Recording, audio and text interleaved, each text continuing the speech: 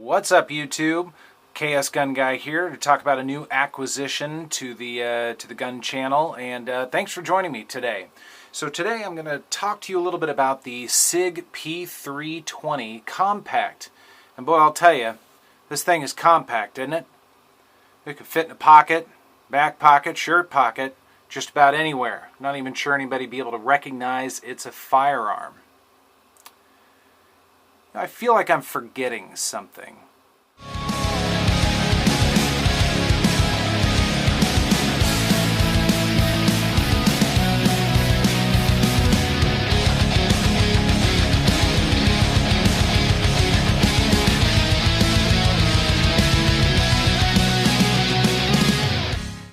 Well, there we go. That's a little bit better. That looks a little bit more like a firearm. Again, this is the Sig P320. This is a relatively new offering from Sig Sauer for their striker fire line, the P320, and a little bit of fun, a little bit of a joke there in the beginning of the video, but I did that for a point. One of the things about this firearm that's unique, it's a little bit different. It's a modular design. And what that really means is that frame that you saw earlier, and I will take that out again. I'm going to attempt to do it on camera, although this gun has proven to be a little bit finicky with that. I'm sure it just needs to be worn in a little bit. But it's modular design. That frame that comes out, the trigger assembly comes out, and you can actually plop it into other frames for this. This is the compact frame. It's got three other frames. It's got a full size, it's got a subcompact, and then it's got a compact carry, which is essentially the same thing as this, however with a longer grip to it, a full size grip to it.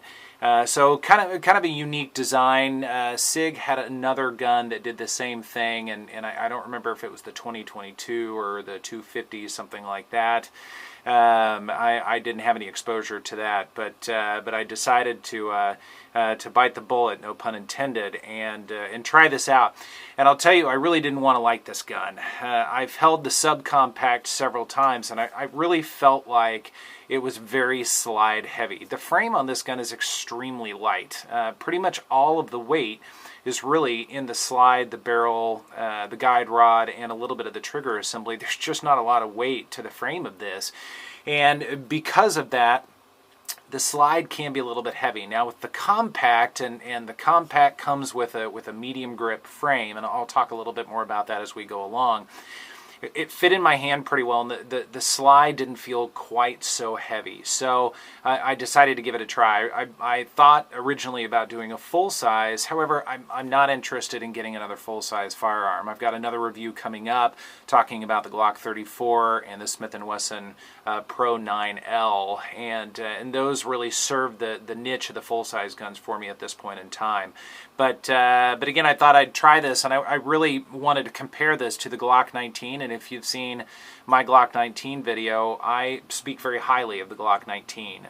It's a fantastic firearm, and I've had a real love relationship with Glock 19s for a long period of time, and I'll wheel that one in here in just a little bit and compare it from a size standpoint with this. But again, I wanted to try this and see what I thought of it because of all of the great reviews that I've seen on YouTube and that I've read in various articles about people really saying that this is a fantastic firearm.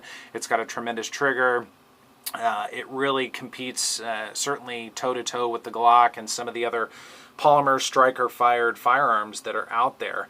So I thought, why not? Let's give it a try. And I happened to stumble upon this particular one, and this is in a Field Dark Earth, top to bottom color, and I thought that was really nice. I didn't want an all black firearm. I just thought that'd be a little bit boring. So if I'd found a black one that I liked, thought about changing out the frame, because you can order different frames, even other compact frames in various colors like the Field Dark Earth. I think they've got an OD green as well. They might have other ones out now. I haven't really spent a lot of time on the Sig website, and I'm trying to avoid buying another frame for this because right now I don't necessarily think it needs it.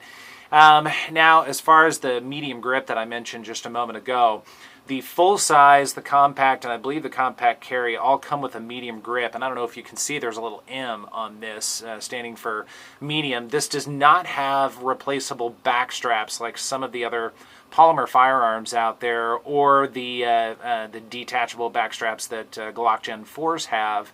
Instead, if you want a different grip size, if you want a small grip size, if you've got smaller hands, or if you want a larger one, if you got big mitts on you, then you actually need to buy a different frame. And I have to knock Sig a little bit for that. I think it's kind of unfortunate that to make the grip the way you want it, you're going to buy the firearm, and if you don't just happen upon the grip that works for you, you have to go out and you have to buy another one. So that's a little bit of a bummer. But the mediums do come on all of the larger guns, including the compact. The subcompact, however, does come with the small. That was another reason why I didn't have a lot of interest in the subcompact. That grip was just too small. Between the heavy slide and the small grip, I didn't care for the way it felt. If I stumble upon one with a medium grip, I might try it out. But for the time being, this really fills the niche. Another thing that drove me to this, and if you've watched my other reviews, you know that I like good quality steel sights, and these are very good quality steel sights. These are Sig night sights, or night light sights, whatever they call them, Sig light sights, I think, something like that. So they do have tritium vials in them. They're pretty easy to pick up during the day, which is nice, but they do glow with the tritium vials in them at night, and they do have the ledge on them. If you have to do any sort of one-handed manipulations or anything like that, you definitely can with this. So this was the whole package. I like the color scheme on this, and I like the sights on it. And for the price I paid at my local gun shop, Centerfire Shooting Sports, it was a good deal. It was a good deal, and I knew I was paying for Sig quality, but I was also getting a gun that I could certainly enjoy shooting and reviewing for the channel, but potentially keeping as well. Any of these guns that I bring on the channel, I either own or I'm testing out, and with the idea that I might keep it or I might not. But this one may end up being a keeper. More on that in terms of how it shoots and the maintenance on it, that sort of thing, as we move along with the video. But anyways, let's talk a little bit about the specs of the P320. So the height of the overall gun is 5.3 inches. The width on the gun, and I will say this is a little bit of a chunk, it is 1.4 inches. From a concealed carry standpoint, width means a lot to a lot of folks out there, and this is a pretty heavy duty firearm in terms of its width. So it might be a more appropriate outside the waistband carry. But if you can get away with carrying it inside the waistband, then perhaps that's fine. But again, with a width of 1.4 inches, that's a pretty wide firearm, and I do think that they count that with the slide release, but not the slide release, sorry, the takedown lever. That's the slide release right there.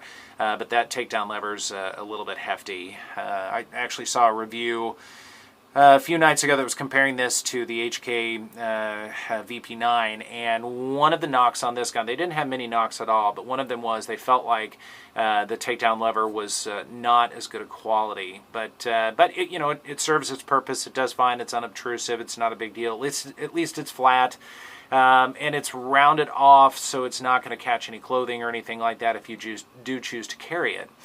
Now, as far as the slide release right here, from what I understand, this is kind of a Gen 2 sort of slide release, in that it is much smaller, and I like that in terms of carry, I suppose. It is ambidextrous, of course, but it's a pretty dainty slide release, and I do like to use this from time to time, especially in competition. And I like a little bit more beef there for my thumb to grab onto. But if you're doing slide manipulations with your hand, of course, not a big deal, and there isn't going to be anything to get in your way. So your mileage may vary on that. You may have a different opinion on it. So anyway, the overall length of the firearm is 7.2 inches. The barrel length on the gun, I will get the barrel out here in just a little bit, it's 3.9 inches. Now the overall weight on the gun, here's an empty magazine here. The overall weight on the gun is 25.8 ounces. That is with an empty magazine. So it's not the lightest kit on the block either. In terms of overall frame size, it certainly is a compact firearm, but it's a little bit chunky. So again, your mileage may vary in terms of potential for carrying. I won't be carrying this, or at least I have no plans to in the near future. So for me, this is more just a fun range gun, and a good-looking gun to boot. So anyway, magazine. These are steel-constructed magazines, as are all Sig magazines. Now the P320 comes with two 15-round magazines, and the full-size magazines for the full-size gun, those are 17-round. Those will fit in here, just like Glock magazines are interchangeable. In other words, if you've got a Glock 26, any of the larger Glock magazines will fit in it. If you have a 19, the 17 magazines will fit. The 33-round magazines will fit. So anything equal or above will fit in it, which is kind of nice. And from what I understand, the previous lineup, and again, I think it's the P250, I believe, those magazines will also fit in this. So if you have some of those lying around, they are interchangeable, which is kind of nice. Because these are expensive magazines. These are, you know, anywhere from $40 to $50 depending on where you're looking. So there's a little bit of a price to pay for that. But they're good quality magazines, and I think they'll last for the life of the gun. So you know, whatever your preference is for that, I like 3 or 4 magazines per gun I have. That's kind of my ideal number. So I've bought an extra one right now. I might buy another one, but again, they're they're a little bit expensive. So one thing at a time. So I told you I'd wheel in the Glock 19, and you've seen this in another video of mine. The first video I did. This is a Glock 19, and this is not really a stock Glock 19 at all. This has a few different features. If you want to know more about this, of course, check out my Glock 19 video. But let's see how this compares to the P320. Now, I'm going to break my own rule here a little bit. You will see that it is an unloaded firearm. However, I only have one flat base plate magazine for the Glock 19. Everything else has a +2 bottom to it. So, and I didn't want to completely unload this magazine. So I am going to put it in the gun. However, of course, I won't rack the slide at all. And then we will check the slide when we're all done here. But I did want to compare the sizes of this, how these two stack up. So, from an overall length standpoint, the length of the Glock is going to be just a hair larger. It's 7.36 inches versus the 7.2 inch overall length of the P320. And then from a overall height standpoint, the Glock is a little bit smaller, a little bit more dainty. It is exactly 5 inches tall with a flat base magazine versus the P320 at 5.3 inches. And what I consider a bigger difference here is the width of the Glock versus the P320. Now, the width of the Glock is going to be 1.18 inches. So it's over an inch, but just shy of 1.2 inches versus the 1.4 inches of the P320. So a little bit of a weight advantage for the Glock. But the Sig has a couple of other advantages. I'll go ahead and take this magazine back out. We'll check the slide. Sig does have a couple of other advantages in that you do have a choice when you buy the Sig to buy with the Sig Light night sights or not, versus the Glock. Generally speaking, you've got those polymer sights that I certainly recommend changing out right away. It'd be the first modification I do on a Glock. I don't really feel like the Sig needs any modifications, and so from a price standpoint, at least in my area here in Kansas, you can generally find this particular setup, maybe not the color, but at least with the night sights on it in a compact frame for right around the 600, 625, 630 range or so. depending on the local gun shop. And then with the regular steel sights, you're going to look more around the 530, 540 range, maybe 550. So you'd save a little bit of money, but considering night sights oftentimes come in right around the $100 mark, sometimes more, especially if you're getting into maybe Trijicon HDs or something like that. You're going to be really looking at $120 to even $150. So having the night sights on this, the steel night sights right away for this, it makes it a great value versus the Gen 4 Glock 19 right now in our area. Those are really retail going for the, I don't know, 580 to 620 or 30, depending on the frame color, which they have several out now. You might pay a little bit of a premium for some of those colors, including an FDE like this. And the Glock doesn't come with the night sight, so you'd be looking at spending another 80, 100, 120, 150, whatever it is for night sights. So this turns out actually to be a pretty good deal.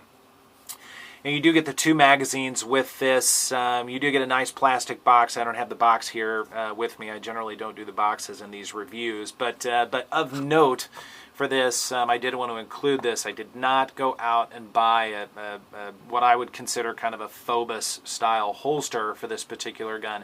This holster actually came with the gun, which is kind of nice.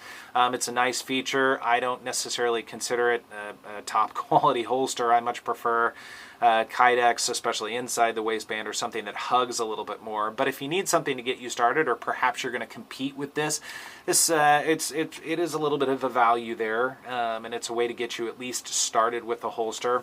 I actually saw a guy with a P320 here in Kansas. You can carry open if you want to.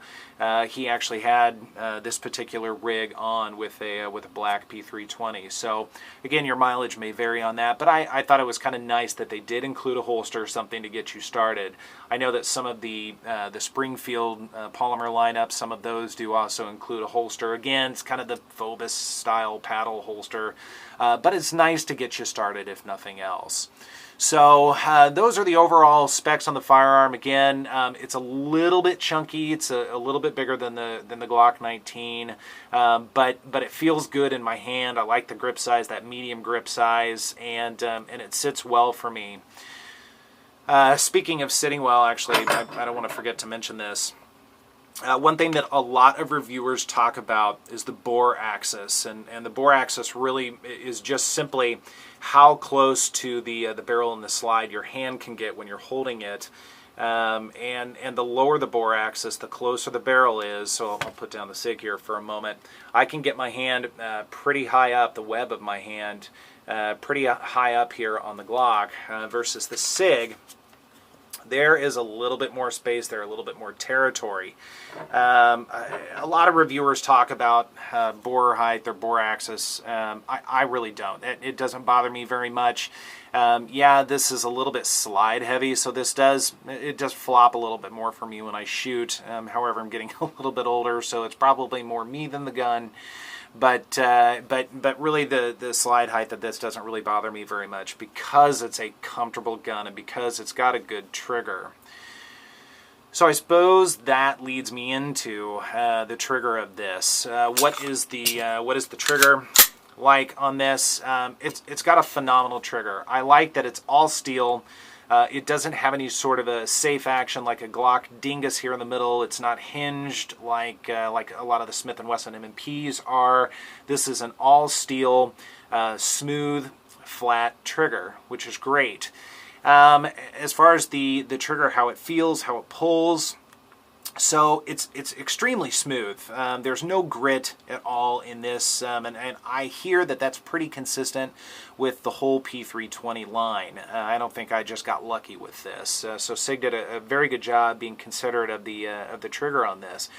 So there's a very modest amount of take up. Again, no grit. It's very smooth. Now for the brake, there's the brake.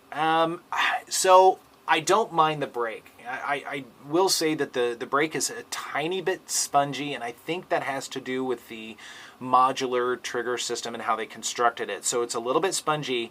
It is tactile, but it's a little spongy, and it's a little bit wimpy to me. I like something that's a little bit more tactile and a little bit more to the point. So a little bit more of a snap, where this is a little bit of a mild thud. It's okay. It feels good at the range. It doesn't bother me. It doesn't inhibit my shooting. I'm not a great shooter to begin with, but it is a good feeling trigger. Now, as far as the reset goes on this, the reset is short and it is tactile. It's crisp. I do like the reset a lot.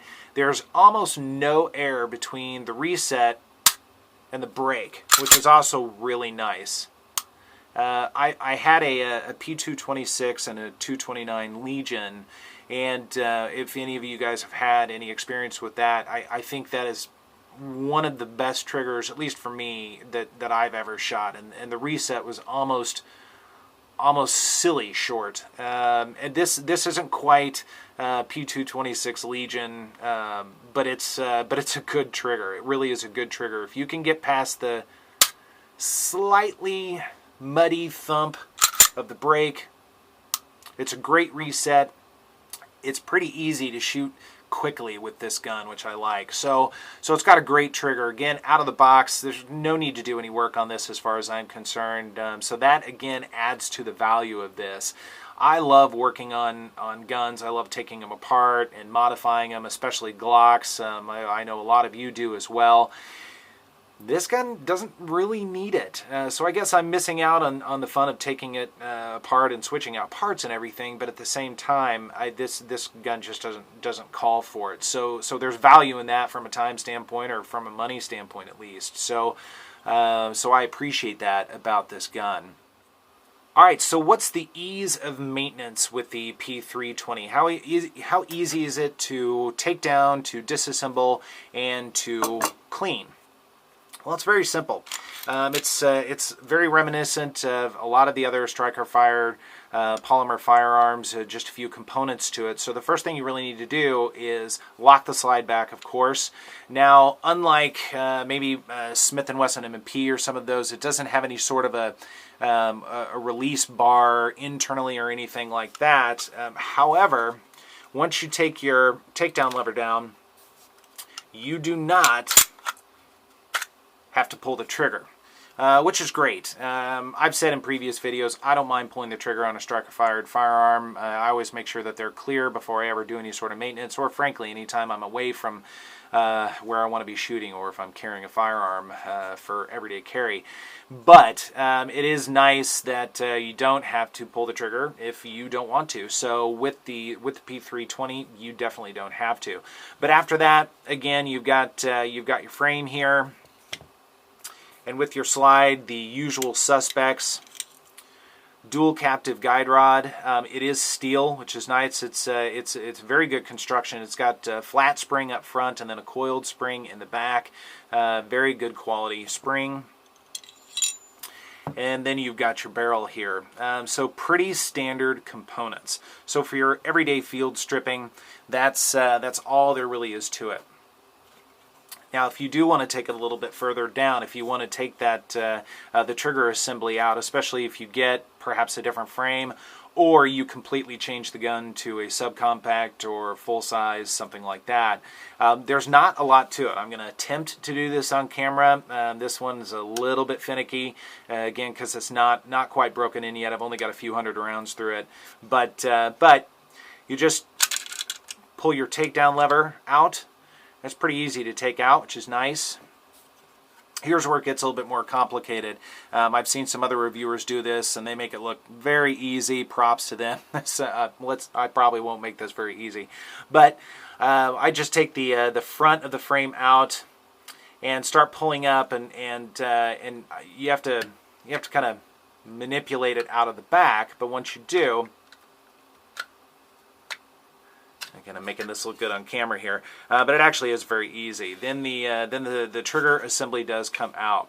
A little bit oily, but it does come out, and here's where you can change this, because this is the serialized part. And what that means is This is actually the registered firearm, believe it or not. It's not the frame, it's not the slide or the barrel, it's just the trigger mechanism. And that's why you can go on SIG's website, or I know there are some other websites out there that carry not only the frame, but in some cases the entire shebang, so to speak. If you wanted to go to a subcompact, it would actually come with a subcompact frame. It would come with the barrel. It would come with the slide and a magazine and a recoil spring and guide rod. So it would basically be like getting an entirely new gun without the trigger assembly, which is the serialized part. So that's kind of nice. I know there are some places around the world, and even some here in the States, where you're limited on the amount of firearms that you can get. So if that's the case, if you want a variety of sizes of firearms, you only have to buy the one firearm here, the trigger assembly, and then you can get the other accessories. Now the bummer is $50 for the frame, for any of the frames, so that could quickly add up. And then I've seen in a couple of different websites, of course, SIG, I believe, offers the full change-out package for $4.99. But there's some other sites out there that you could probably find for a little bit cheaper. I don't know if maybe a Bud's Gun or maybe even a Brownells, Midway USA, something like that. Some of those sites, Midwest Gun Trader, things like that, where you might find those assemblies there. And again, it's not a registered firearm. This is the registered firearm, so change away. Now to get this back in, again, let's see if I can do this on camera. I actually have to kind of mildly depress the trigger just a little bit with the assembly pressing up against the slide. Not very much, just not really putting any pressure on it. But once I do that, then I just make sure that the back of the housing is seated properly. It's kind of tough to do this behind a camera. But now that it's seated properly, I just push down, and then all I need to do is put in my release lever here. You don't want to put very much pressure on it. You can put a little bit. But once you get your lever in, just make sure that it's back in the place where it was and you're ready to go with the frame. It's quite easy, less than a minute to do, which is really nice. So, so you don't have to get any tools or anything like that to take it apart. But then when you're ready to put the whole gun back together, put your barrel back in, make sure that it's seated. Then put your guide rod and spring back in. Just make sure it's flush and in the barrel lug. And then once you do that, lock your frame open and set down your takedown lever. Close your slide and then just test for functionality. And we're good to go. So very easy to clean and maintain. Now one thing I didn't mention as I was taking it apart, I did notice, in fact, I took it to the range today, and I'll be wheeling in some of that footage here in just a moment. So speaking of shooting, let's take a look at some shooting footage here and see how the Sig Sauer P320 compact does.